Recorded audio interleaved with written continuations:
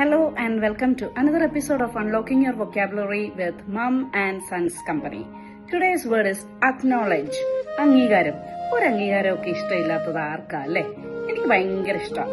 അപ്പം അംഗീകാരത്തിന്റെ എങ്ങനെയാണ് നമ്മൾ ഒരു സെന്റൻസിൽ പറയുന്നതെന്നൊന്ന് കേട്ടു നോക്കാം. അതിന്റെ meaning to accept or admit the existence or truth of something. എന്തോ ഒരു കാര്യം ഉണ്ടെന്നുള്ളതും അല്ലെങ്കിൽ അതിന്റെ നിലനിൽപ്പിനെയും അതിന്റെ സത്യാവസ്ഥയെയും അംഗീകരിക്കുക എന്നുള്ളത് മാത്രമേ ഉള്ളൂ അക്നോളജ് എന്ന് പറഞ്ഞാൽ. അല്ലെങ്കിൽ ആരെയെങ്കിലും ഒന്ന് അപ്രീഷിയേറ്റ് ചെയ്യുന്നതിന്, എന്തിനെങ്കിലും ഒന്ന് അപ്രീഷിയേറ്റ് ചെയ്യുന്നതിന് പറയുന്ന വാക്കാണ് അക്നോളജ്. എന്റെ ചെറുപ്പത്തിലൊക്കെ ലെറ്ററൊക്കെ വരുന്നുടനെ നമ്മളിങ്ങനെ ഒരു അക്നോളജ്മെന്റ് കാർഡും കൂടെ കൊടുക്കുമായിരുന്നു. എന്തിനാണെന്നറിയോ? ഞങ്ങൾക്കിത് കിട്ടി എന്നറിയിക്കാൻ വേണ്ടി. ആ കാലമൊക്കെ കഴിഞ്ഞുപോയി. ഇന്ത്യൻ പോസ്റ്റൽ സർവീസിൽ ഉണ്ടായിരുന്ന ഒരു സംഗതിയായിരുന്നത്. ഓക്കെ, ഒരു സെന്റൻസ് ഒന്ന് കേട്ടു നോക്കാം. She refused to acknowledge her mistake even though it was obvious to everyone.